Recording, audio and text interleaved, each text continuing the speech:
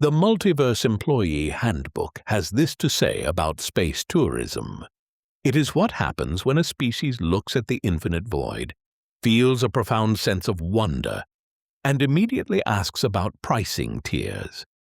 Space tourism promises weightlessness, perspective, and the kind of awe once reserved for philosophers and astronauts. Operationally, space tourism occupies an unusual niche. It is neither exploration nor science, but something closer to cosmic leisure. The rockets are real, the risks are genuine, and the existential implications are profound, yet the experience is often summarized as worth it by people who did not have to tighten the bolts themselves. The handbook notes that while earlier explorers returned from space quietly changed by what they had seen, modern visitors are more likely to ask whether the station will have good lighting for selfies. The universe may be vast and humbling, but it now competes with engagement metrics. In summary, space tourism is a reminder that when given access to the stars, humanity will not immediately seek meaning, wisdom, or answers, but will first ask where the window seat is, whether snacks are included, and if the experience can be posted online before re-entry.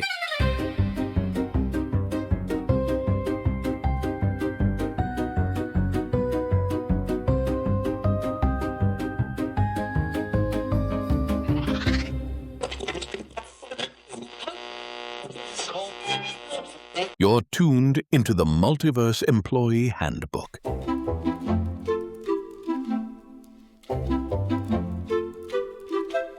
Today we're exploring space hotels, the orbital real estate ventures that promise to turn the final frontier into the ultimate weekend getaway, assuming you have millions of dollars in loose change and a willingness to use a toilet that requires an engineering degree to operate.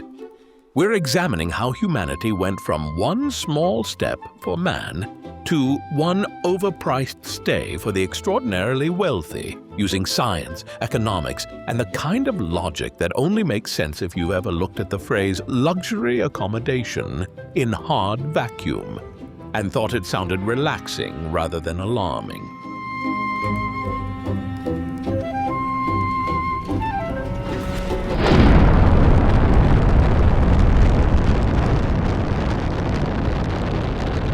But first, gather round the Orbital Hospitality Suite, my gravity-optional colleagues, for a tale that would make even the Ritz-Carlton's management team question their commitment to customer service excellence. In the fluorescent-lit realm of quantum improbability solutions, specifically in the Department of Orbital Hospitality Services, which existed in a superposition of revolutionary venture and catastrophic expense, the grand opening of humanity's first corporate space hotel had just concluded with what could charitably be called mixed results. It had started, as these things often do, with a ribbon-cutting ceremony where the ribbon had to be tethered to prevent it floating away, and a champagne toast where the bubbles behaved in ways that violated several health and safety protocols. Brad from sales stood before the assembled staff, practically vibrating with enthusiasm.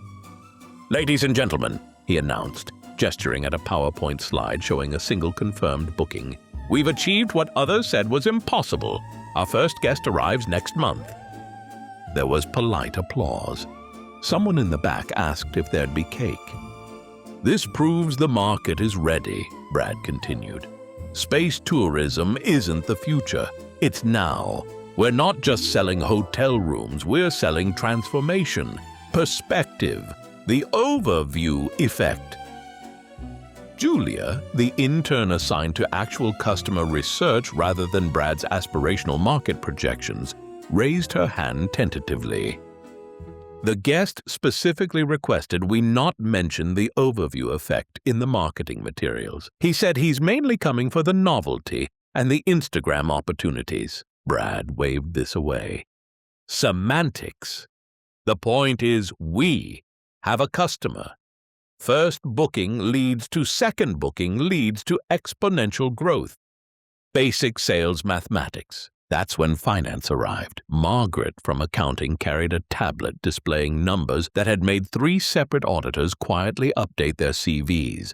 She didn't wait for Brad to finish. The hotel cost $843 million to construct, she said, her voice carrying the weary precision of someone who'd been having this conversation for months. Operational costs run approximately $12 million per quarter.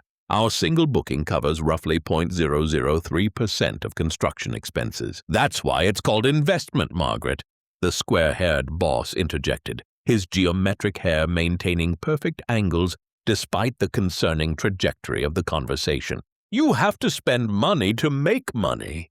Sir, at current booking rates, we'd need to operate this hotel continuously for approximately 200 years just to approach break-even. 200 years is nothing in cosmic terms, the boss replied serenely. The pyramids took longer to show ROI. Julia cleared her throat. I've been researching government grant programs, she said, pulling up her own presentation. There's a new initiative for strategic national prestige projects in low Earth orbit. It's designed to fund ventures that demonstrate ambitious commitment to space-based economic development, regardless of immediate commercial viability. The room went very quiet.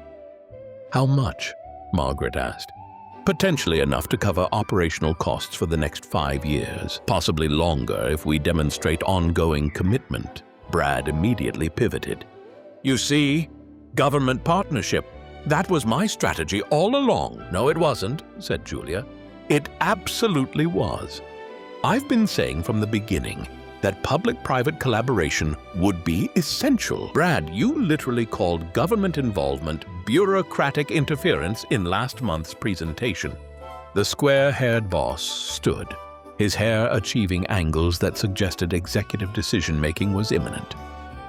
Julia, prepare the grant applications. Margaret, adjust the 5-year forecast to include government funding. Brad, start planning our second orbital hotel. Clearly the market is responding. Sir, Margaret began. We have one booking. Exactly. One booking proves concept viability. 2 hotels doubles our capacity. Basic orbital hospitality mathematics. And so, 3 weeks later, Quantum Improbability Solutions submitted 17,000 pages of grant documentation, received preliminary approval for funding that would keep the orbital hotel operational until approximately 2030, and began preliminary designs for a second station. Their single guest eventually arrived, spent 2 weeks floating through corridors taking selfies, left a review on Yelp reading, 3 stars, view was nice, Wi-Fi terrible, breakfast options limited, and returned to Earth with stories he'd tell at dinner parties for the rest of his life. Brad framed the review and hung it in the conference room with a plaque reading Our First Success Story. Finance updated their break-even projections to 2247, and the square-haired boss announced plans for a lunar hotel, because if orbital hospitality was profitable, and the government grant strongly suggested it might eventually become so, then clearly the moon was the next logical market expansion. Julia quietly began researching grant programs for ambitious lunar economic development initiatives of questionable commercial viability. She had a feeling she'd need them.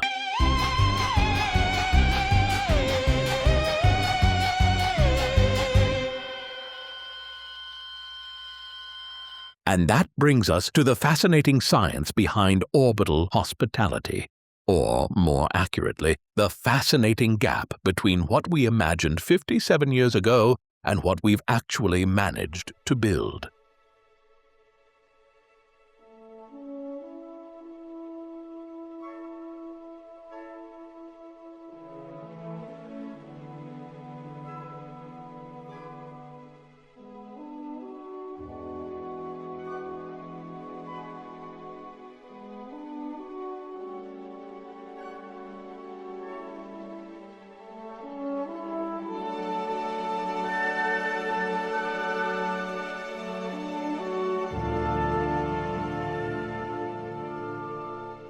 In 1968, Stanley Kubrick released 2001: A Space Odyssey and gave us Station 5, a massive rotating wheel in orbit, complete with a Hilton hotel where Dr. Heywood Floyd stops for a layover on his way to the moon. The station spins to create artificial gravity, features a Howard Johnson's restaurant, videophone booths that actually work, and a Pan Am space shuttle service with flight attendants in pillbox hats serving meals on proper trays. It's a vision of space travel as routine as air travel, comfortable, almost boring in its normality, which frankly was the point. Kubrick and his technical advisor, NASA engineer Frederick Ordway, didn't just make this up. They based it on serious aerospace engineering proposals from the 1960s. The rotating wheel design came from Wernher von Braun's concepts. The idea that orbital stations would need artificial gravity for long-term habitation was considered obvious. And the notion that by the year 2001, space travel would be commercialized and accessible, that seemed not just plausible but conservative. Obviously, we missed that deadline by several decades. But here's what Kubrick got remarkably right. The idea that space tourism would eventually happen, that it would require serious infrastructure, and that someone, governments, corporations, or some combination, would eventually fund it. He just overestimated how quickly humans could turn technically possible into economically viable. The rotating wheel hotel remains firmly in the realm of science fiction. We'll get to why shortly. But the basic concept of orbital hotels, that's actually happening, sort of. We now have near-term projects launching within the next few years. Private astronaut missions to the International Space Station and small commercial stations like Vast's Haven 1 scheduled for 2027. These aren't Hilton properties with artificial gravity and room service, but they are functioning orbital destinations where civilians with sufficient funding and medical clearance can stay. Then there are mid-term projects for the late 2020s and early 2030s. Larger commercial stations that are designed to replace the ISS as multi-purpose orbital platforms, with tourism as one revenue stream among many. And finally, there are the pie-in-the-sky concepts, the rotating hotels, the orbital cruise ships, the permanent settlements housing thousands. These are the projects that still look exactly like Kubrick's vision, which tells you something about how difficult they are to actually build.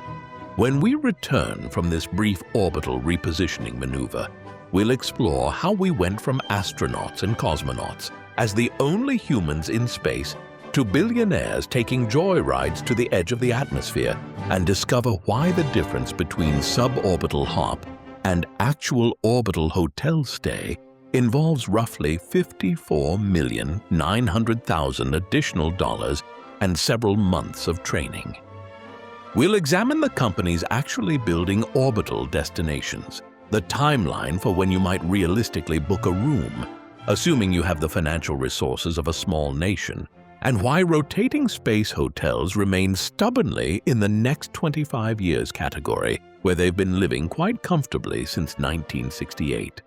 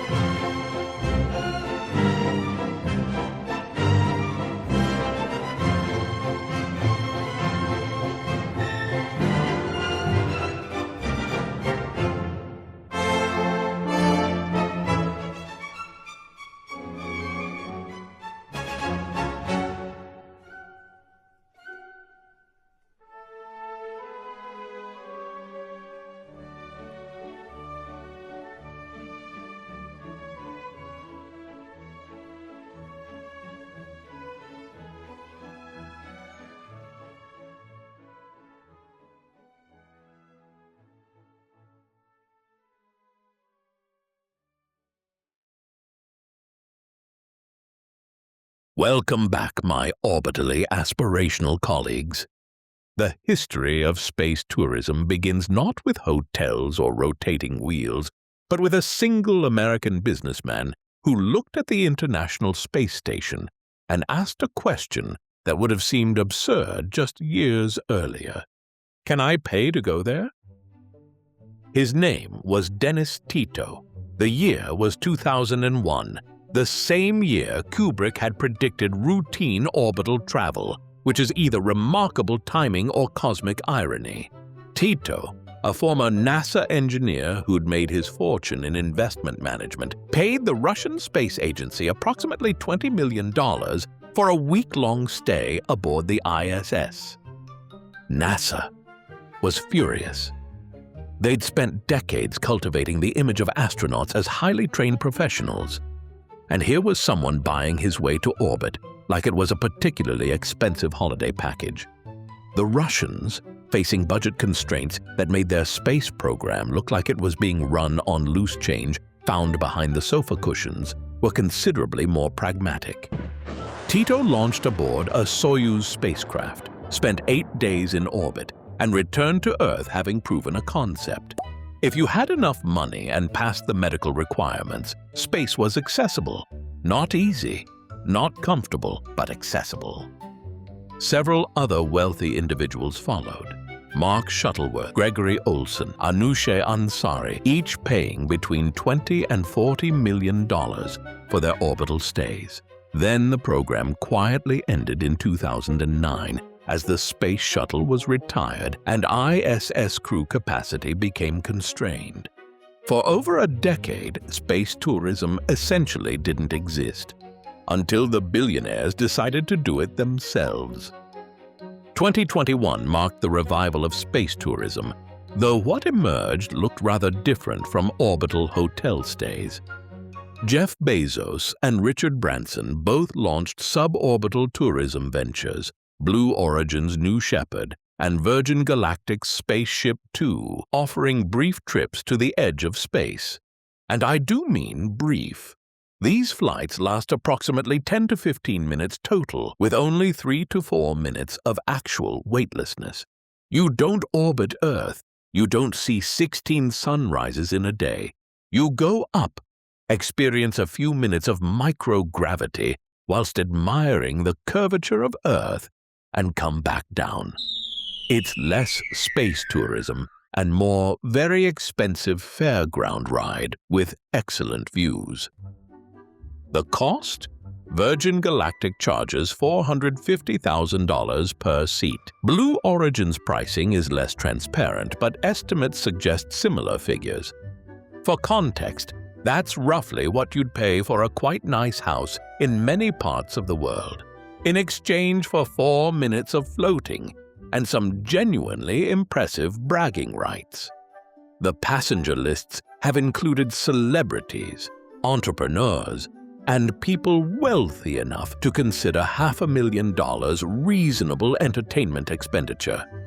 William Shatner, Captain Kirk himself, flew on Blue Origin at age 90, which created the surreal situation of the fictional space captain finally reaching actual space, albeit on a trajectory that would have disappointed Starfleet considerably.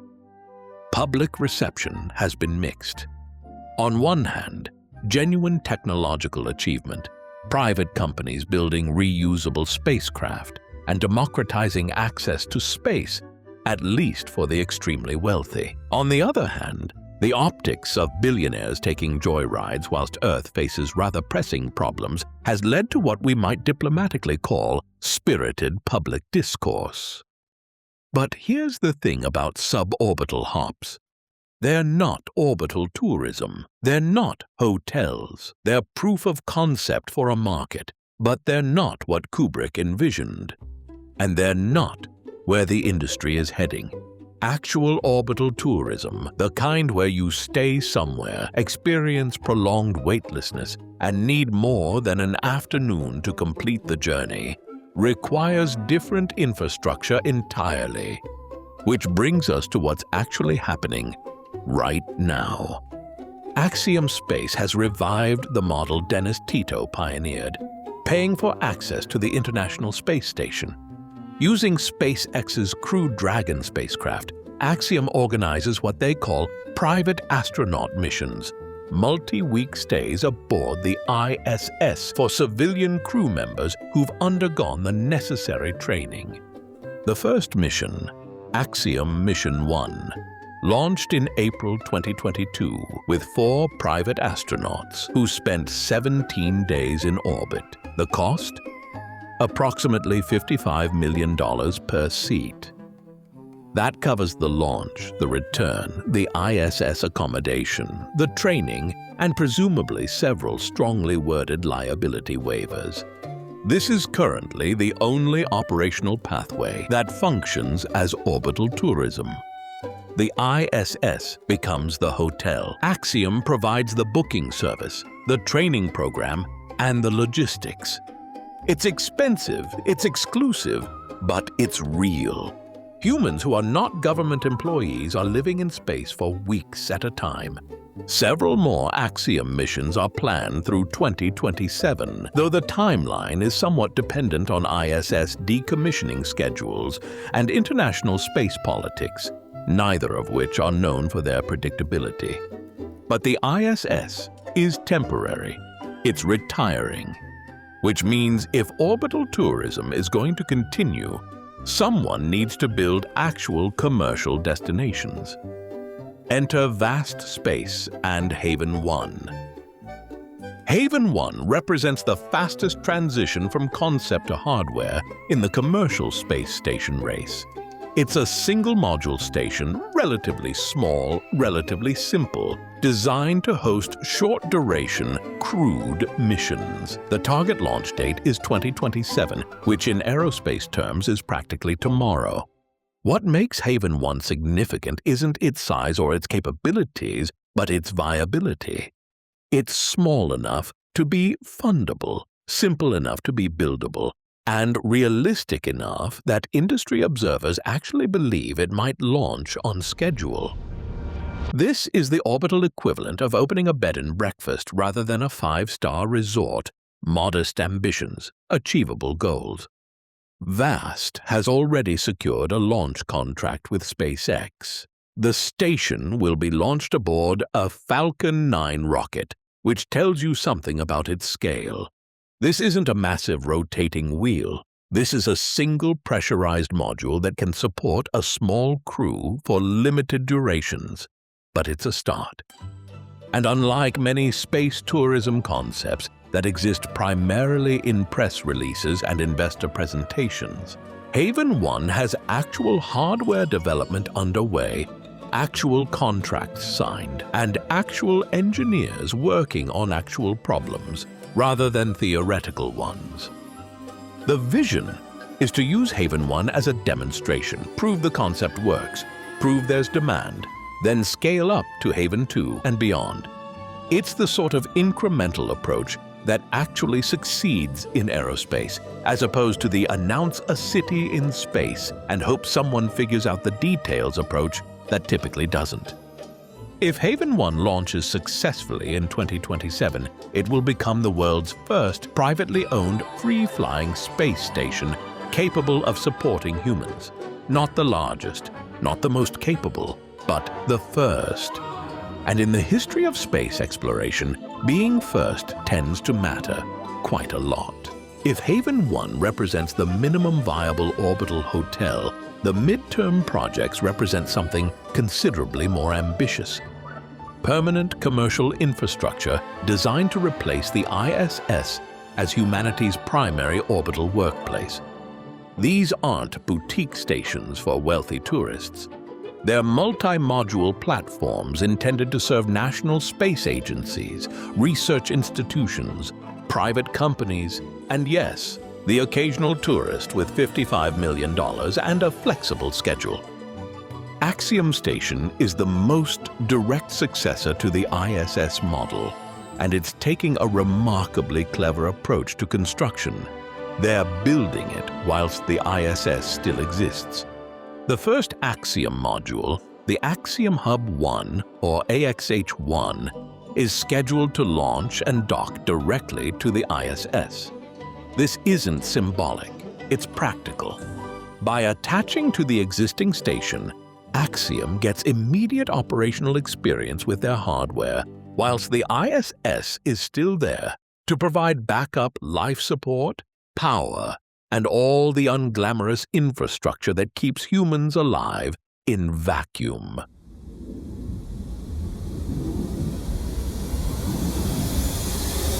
Additional modules will follow: laboratory segments, crew habitats, observation cupolas, gradually assembling what will become an independent station. Then, when the ISS is finally decommissioned around 2030, Axiom simply detaches and continues operating independently. It's the aerospace equivalent of building your new house in the garden whilst still living in the old one, then moving in just before the old one is demolished. Sensible if you have several $1 billion and access to orbital construction capacity. Axiom has already flown private astronaut missions, proving they understand the operational side of space tourism. They've partnered with Thales Alenia Space, the Italian firm that built half the ISS modules, so they're not exactly improvising the engineering. And they've secured contracts with NASA and other space agencies who want guaranteed orbital access after the ISS retires. The timeline is ambitious but achievable. First module launch is projected for the late 2020s. Full operational capability, assuming nothing goes catastrophically wrong, could be early 2030s. For space tourists, Axiom Station represents continuity. The ISS experience continues, just under different management and with considerably more flexible booking policies. Then, there's Orbital Reef, which is less hotel and more shopping center in space. This is Blue Origin and Sierra Space's answer to the question, what if we built orbital infrastructure designed from the start as a mixed-use facility? Research labs, manufacturing capabilities, media production studios, and yes, tourist accommodations, all in one platform. Blue Origin describes it as a mixed-use business park, which is either refreshingly honest or deeply depressing, depending on your romantic attachment to space exploration. The technical concept is sound. Large modules launched on heavy-lift rockets, expandable life habitats from Sierra Space that inflate after reaching orbit, providing more interior volume than rigid structures. Robotic servicing capabilities, multiple docking ports for different spacecraft. The challenge is execution. Building a station this complex requires coordinating multiple aerospace contractors, each contributing different modules with different systems that all need to work together in an environment where turning it off and on again isn't a viable troubleshooting option. Orbital Reef's stated timeline targets operational capability in the late 2020s, though industry observers who've watched aerospace schedules for any length of time tend to add or possibly the early 2030s, or whenever the funding and technical challenges align to any projected launch date. For space tourism, Orbital Reef represents scale. This isn't a small station with limited capacity. This is infrastructure designed to host dozens of people simultaneously. Researchers, manufacturers, film crews, and tourists, all sharing the same orbital business park, presumably with clearly marked territorial boundaries and strongly worded emails about whose food is whose in the communal refrigerator. Starlab takes yet another approach. International partnership without the complications of government bureaucracy. It's a collaboration between Voyager Space, Airbus, and Northrop Grumman, American entrepreneurship backed by European aerospace expertise and American manufacturing capability. The design calls for a single large module launched on SpaceX's Starship, which tells you something about both its size and its dependence on Starship actually being operational and reliable by the late 2020s. That's a significant if. Starship is currently in development, experiencing the sort of iterative testing process that involves occasional spectacular explosions whilst engineers learn what doesn't work. It will likely succeed eventually. SpaceX has a reasonable track record of making improbable things function, but eventually and by 2029 aren't synonyms in aerospace development. If Starship stays on track, Starlab could potentially launch just as the ISS retires, providing immediate replacement capacity. If Starship development slips, Starlab's timeline slips with it, creating exactly the capability gap that NASA's Inspector General has been warning about.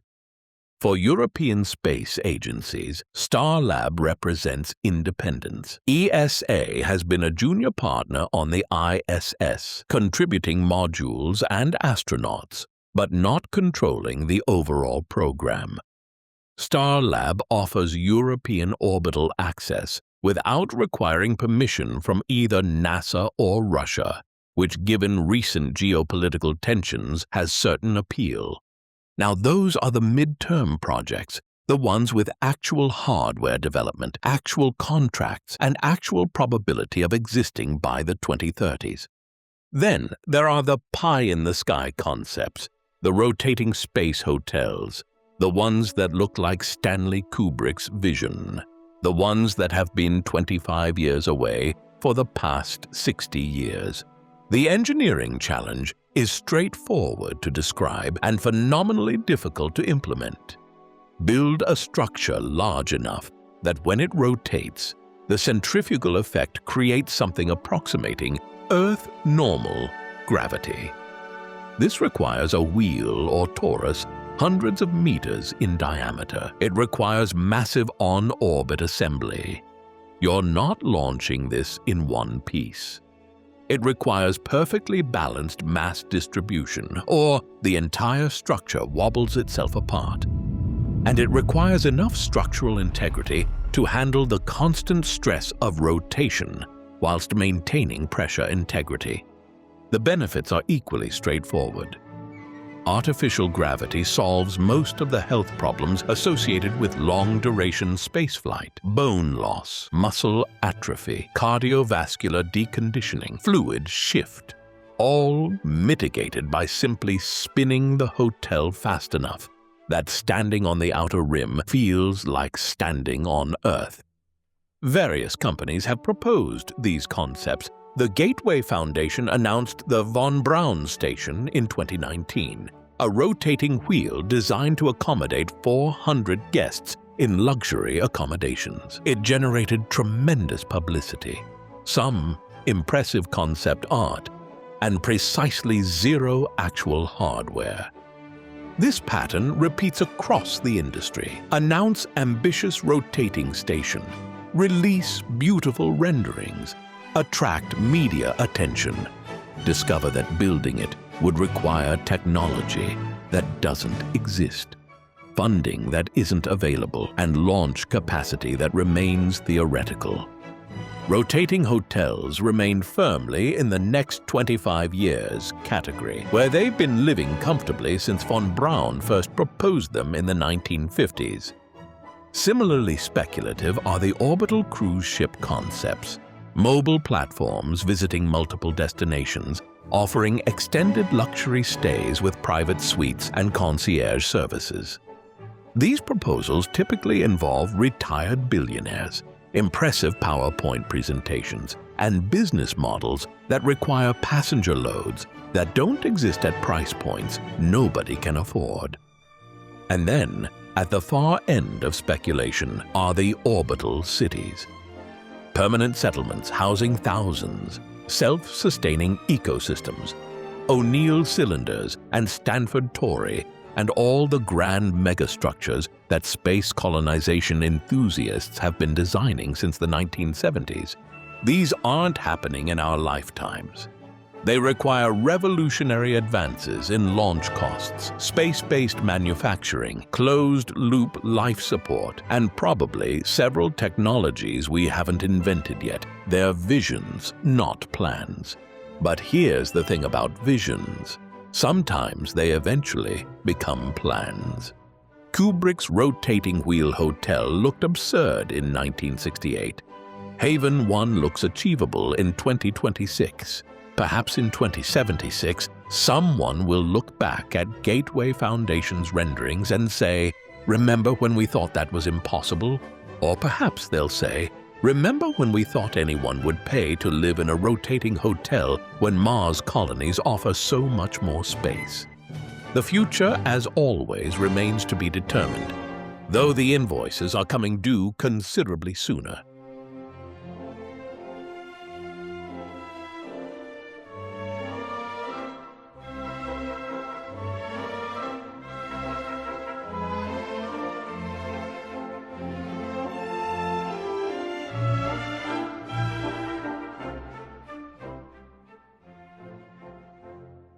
Well, my orbitally ambitious colleagues, we've reached the end of another quantum journey through humanity's most expensive hospitality venture. Today we've learned that space hotels are here, sort of. We've got private astronaut missions to the ISS for a mere $55 million.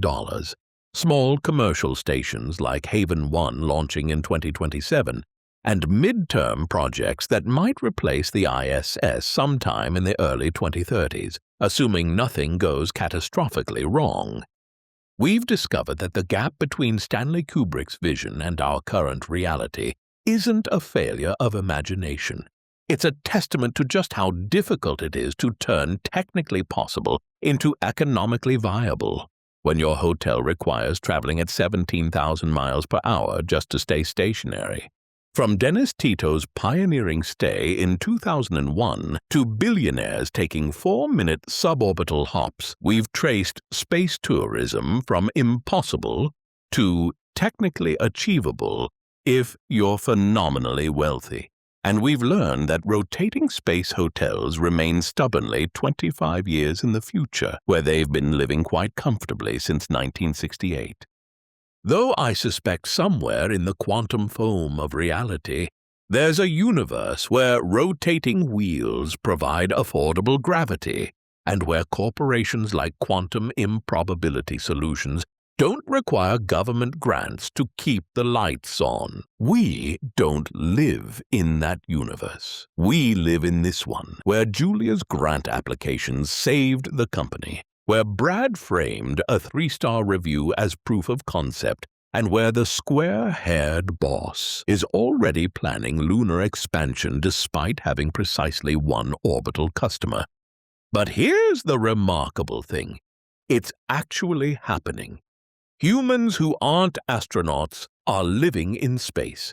Commercial stations are under construction. The future that seemed impossible is becoming merely improbable. Want to explore more cosmic hospitality ventures? Visit us at multiverseemployeehandbook.com, where you'll find fascinating science news and our latest blog series, The First Hilton Hotel in Space. And if you've enjoyed today's journey through humanity's most ambitious real estate development, share it with a fellow gravity-bound observer.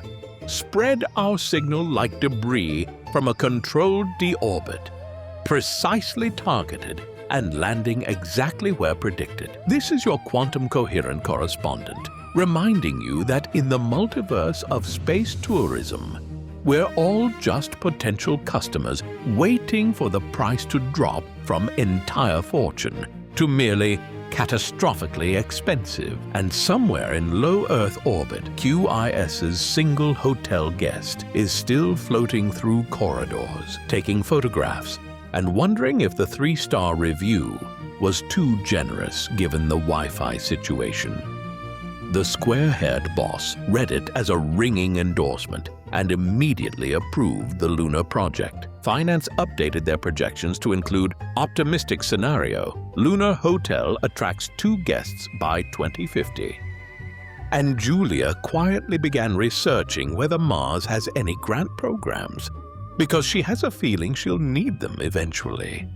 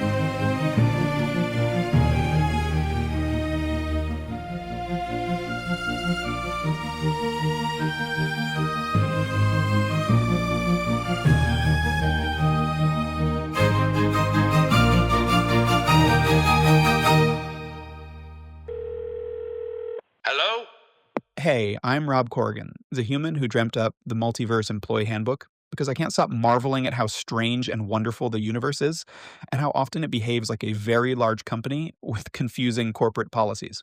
In a world increasingly run by I think it matters to be clear about what's human made and what's conjured by machine magic. So here's the straight up rundown. The host, David, is a professional voice actor. The voice you hear has been digitized using 11 Labs voice cloning technology, with his blessing and excellent enunciation. The episode thumbnails are created with OpenArt's AI models. Music and sound effects come from Pixabay, composed by human artists. Everything else, the writing, the jokes, the research, is 100% me, human hands, human brain, and occasional human muttering. Thanks for listening, and for being a good human in an increasingly automated cosmos. And if you like this show and make it this far, it would really mean a lot to me if you shared it with a colleague, a friend, or anyone. It's really the best way to make podcasts like this grow, and I sincerely appreciate it. Rob, do stop ringing after hours. The kettle's on and I'm halfway through a biscuit. Tootaloo.